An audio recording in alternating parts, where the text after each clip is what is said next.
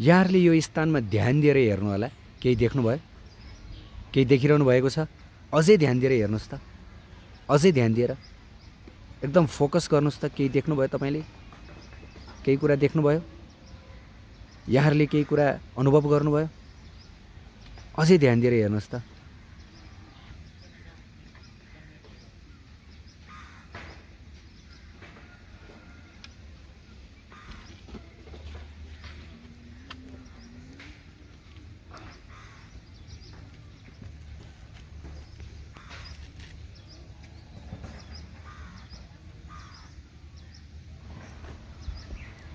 अहिले केही देख्नुभयो?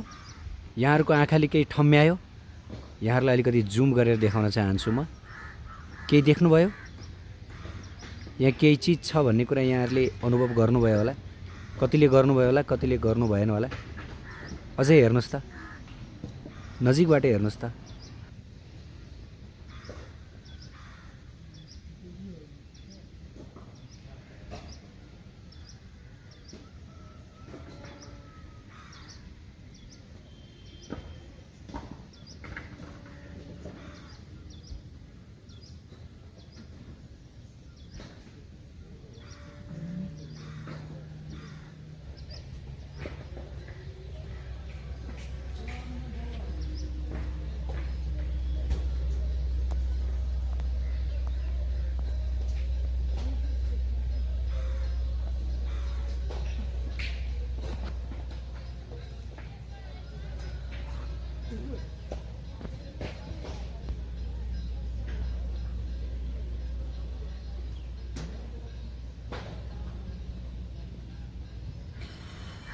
ठिक छ, फ्रन्ट भ्यूबाट हेर्नुहोस् त।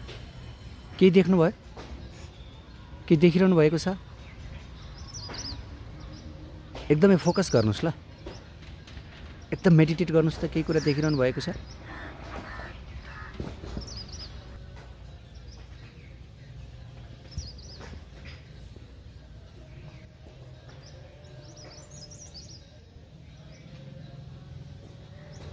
सायद अब भने यहाँहरूले स्पष्ट रूपमा देखिसक्नु भएको छ कि यो चिज के हो भनेर। अब म तपाईँहरूलाई बताउन जाँदैछु यो चिजले वास्तवमा के गर्छ। कृपया ध्यान दिएर सुन्नु होला। ए कृष्ण, यहाँहरूको मनमा लाग्यो होला सधैँ भगवानको दर्शन गराउनु हुने, आज चाहिँ किन यो किराको दर्शन गराउँदै हुनुहुन्छ? अनि यो किरा पनि एकदमै डरलाग्दो, किन आज यो किराको दर्शन गराउँदै हुनुहुन्छ भन्ने यहाँहरूको मनमा कौतूहल जाग्यो होला। त म यहाँहरूलाई आज मैले किन यहाँहरूलाई विशेष यो किराको दर्शन गराउँदैछु, भगवानको दर्शन गराउनु पर्नेमा म त्यसबारे बताउन जाँदैछु। यो सुनिसकेपछि यहाँहरू सबैजना चकित पर्नुहुनेछ, ओहो किराको दर्शन गराउनुमा त धेरै ठुलो रहस्य लुकेको रहेछ भनेर यहाँहरूले भन्नुहुनेछ। त जाउँ, मैले यहाँहरूलाई किन आज किराको दर्शन गराएँ, भगवानको दर्शन नगराएर। एक्चुअली शास्त्रमा बताइएको छ यदि हामीले कृष्ण भावनाको दृष्टिले सारा जगतलाई हेर्दछौँ भनेदेखि सारा जगतका कुनै न कुनै चिजबाट हामीहरूले कुनै न कुनै शिक्षा हासिल गरिरहेका हुन्छौँ। अब यो जुन किरा छ मैले तपाईँहरूलाई दर्शन गराएँ, यो किराबाट हामीले एउटा महान शिक्षा हासिल गर्न सक्दछौँ। त्यो शिक्षा के हो थाहा छ? एक्चुअली म तपाईँहरूलाई ब्याकग्राउन्ड बताउन जाँदैछु। म त्यहाँ जप गर्दै बसिरहेको थिएँ लगभग 1.5 घन्टादेखि, र मेरो आँखा त्यो किरामाथि गयो र मैले देखिरहेँ कि त्यो किरा लगभग 1.5-2 घन्टादेखि त्यहाँ एउटै पोजिसनमा बसिरहेको थियो। ऊ हल्लिरहेको पनि थिएन, ऊ चलिरहेको पनि थिएन। 1-2 घन्टादेखि एउटै आसनमा शान्तपूर्वक बसिरहेको त्यो किरालाई देखेर मेरो मनमा केही कुरा उठ्यो। त्यो के हो भनेदेखि आज संसारमा मानिसहरू भन्ने गर्दछन् यदि हामीहरू एउटै आसनमा घन्टौँसम्म बस्न सक्यौँ भनेदेखि हामीहरू मुक्त हुन्छौँ। विशेष गरी मेडिटेसन सेक्टरका मानिसहरू यस्तो भन्ने गर्नुहुन्छ, योगीहरू यस्तो विचार पालेर राख्नुहुन्छ कि हामीहरू जति धेरै एउटै आसनमा जति घन्टा बस्न सक्दछौँ त्यति नै हामी मुक्त भयौँ, त्यति नै हामीहरूले मोक्ष प्राप्त गऱ्यौँ। तर एक्चुअली त्यो रङ हो, द्याट्स रङ। यदि एउटै आसनमा घन्टौँ घन्टासम्म बसेर हामीहरूले मुक्ति प्राप्त गर्ने भए, हामीहरूले मोक्ष प्राप्त गर्ने भए, निश्चित रूपले यो जुन किरा मैले यहाँहरूलाई देखाएँ, यो किरा पुरा दिनभरि पनि एउटै आसनमा बस्न सक्छ। उसले आफ्नो खुट्टा पनि चलाएको हुँदैन, उसले आफ्नो जिउको कुनै पनि अङ्ग प्रत्यङ्ग चलाएको हुँदैन। मैले यहाँहरूलाई अघि नै देखाएँ पनि। कुनै पनि कुरा उसले चलाएको छैन। एकदमै एक टकले नहल्लिकन ऊ मेडिटेसनमा बसेको छ। उसले त्यसरी मेडिटेसन गर्यो। हामीहरूले त्यसरी मेडिटेसन सम्भवतः संसारमा कुनै योगीले त्यस प्रकार मेडिटेसन गर्न सक्दैन होला। जतिसुकै महान सिद्ध योगी नै किन नहोस्, जतिसुकै महान सक्सेसफुल तपस्वी मेडिटेटर किन नहोस्, उसले कुनै पनि हालतमा यो किराले जसरी मेडिटेट गर्न सक्दैन। मेडिटेसन गर्ने सवालमा हामीभन्दा यो किरा एक्सपर्ट छ। र म अर्को एउटा इक्जाम्पल पनि दिन्छु, विशेष गरी शास्त्रमा दिएको छ। भ्याकुता मेन्ढक, फ्रगले यसरी मेडिटेट गर्दछ। तपाईँ हामीले पनि देखेका छौँ। ऊ एउटै पोजिसनमा आफ्नो टाउको माथि उठाएर एउटै पोजिसनमा ऊ दिनभरि पनि बस्न सक्छ, दिनभरि पनि बस्न सक्छ आफ्नो शिकारलाई हेरेर, शिकारलाई मेडिटेट गरेर। तर के ऊ महान मेडिटेटर भयो? उसले मोक्ष प्राप्त गर्न सक्यो? मेडिटेसन गर्ने यदि कम्पिटिसन गर्ने हो भने भ्याकुत्ताले महान महान योगीहरूलाई पनि जित्न सक्छ। महान महान योगीहरू पनि एक्सपर्ट योगी, रामदेवजीका शिष्यहरू पनि मलाई लागे अनुसार यति लामो समयसम्म मेडिटेसन गरेर एउटै आसनमा बस्न सक्नुहुन्न, कसैले पनि सक्नुहुन्न। त्यसकारण हामीहरूले के कन्क्लुजन निकाल्न सक्छौँ भन्दाखेरि यदि हामीहरूले म लामो समयसम्म शून्यमा ध्यान गरेर अथवा प्रकाशमा ध्यान गरेर अथवा कुनै निर्विशेष चिजमा ध्यान गरेर बस्न सकेँ भनेदेखि म मुक्त भएँ, मैले मोक्ष प्राप्त गरेँ। एउटै आसनमा जति लामो समयसम्म बसेँ म मुक्त भएँ भनेर सोच्नु भनेको इनफ्याक्ट मूर्ख बन्नु हो। कदापि मुक्त हुन सकिन्न। एक्चुअली रियल मेडिटेसन भनेको के हो? यदि हामीहरूले शून्यमा ध्यान गरेर घन्टौँ घन्टासम्म मेडिटेसन गर्छौँ, हामीहरूले निर्विशेष तत्त्वमा ध्यान गरेर मेडिटेट गरेर घन्टौँ घन्टासम्म बस्दछौँ भनेदेखि हाम्रो मेडिटेसन र यो किरा फट्याङ्ग्राहरूको भ्याकुताको मेडिटेसन एउटै हो। त्यसबाट कुनै पनि लाभ प्राप्त गर्न सकिँदैन। त्यो मेडिटेसन युजलेस हुन्छ। किनकि भगवद् गीतामा च्याप्टर नम्बर 6मा भगवान श्रीकृष्णले त्यही कुरा बताउनु भयो।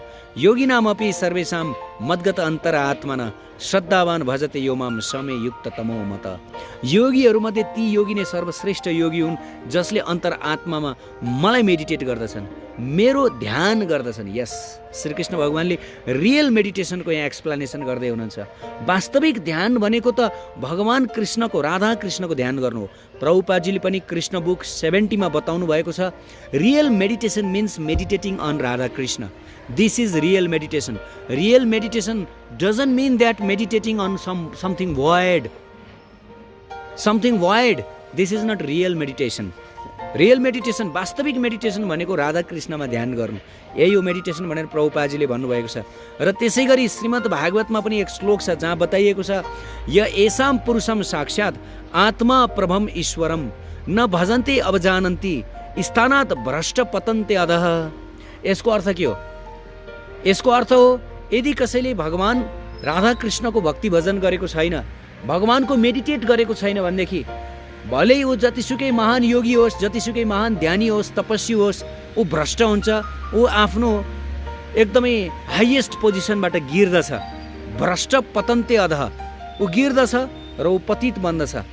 किनकि मेडिटेसनको एउटै उद्देश्य भनेको भगवानलाई प्राप्त गर्नु। जस्तो भगवद् गीतामा ध्यान योगको कन्क्लुजनमा कृष्ण भगवानले भन्नुभयो कि मेडिटेट गर्नु भनेकै मलाई प्राप्त गर्नु हो, हैन? जब हामी भगवान राधा कृष्णको मेडिटेट गर्दछौँ त हामीले उहाँलाई प्राप्त गर्न सक्दछौँ। यदि हामीले भगवानको मेडिटेट नगरी अन्य कुराहरूको मेडिटेट गर्दछौँ भनेदेखि त्यो मेडिटेसन र त्यो किरा र भ्याकुताको मेडिटेसनमा केही फरक छैन। बरु हामीभन्दा उनीहरू नै एक्सपर्ट मेडिटेटरहरू हुन्, ध्यानी योगीहरू हुन्। किनकि उनीहरू दिनभरि पनि एउटै आसनमा बस्न सक्दछन्।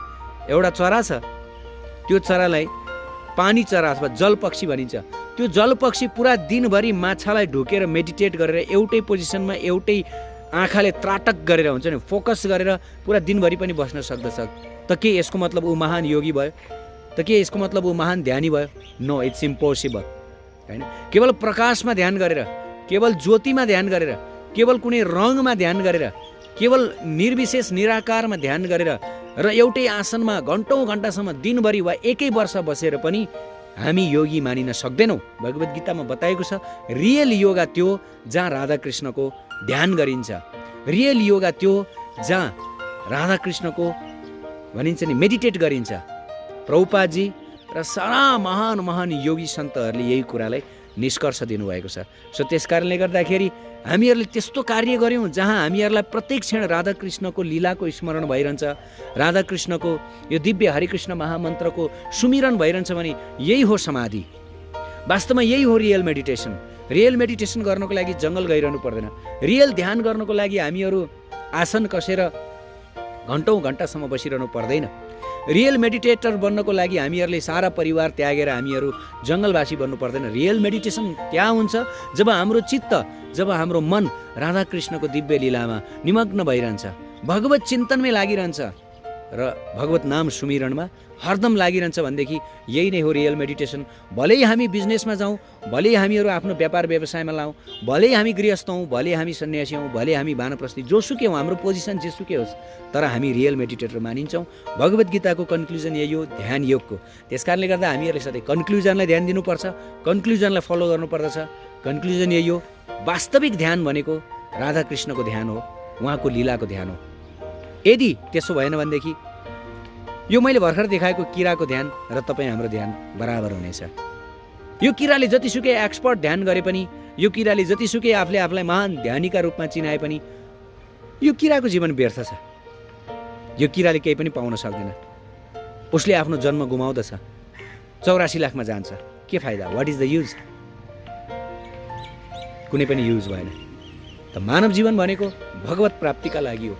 भगवत प्राप्तिका लागि के गरी हुन्छ, कसरी हुन्छ, हरदम भगवत चिन्तन। भगवान्ले त्यही बताउनु भयो कि सततम कीर्तयन्त माम यतन्तश्च दृढव्रत। हरदम मेरै कीर्तन गर्नु, मलाई नै नमस्कार गर्नु, नमस्यन्तश्च माम नित्यम तुष्यन्ति चरम। मलाई नै नमस्कार गर्नु, मलाई नै याद गर्नु, मेरै चिन्तन गर्नु भनेर भगवान्ले भन्नुभयो।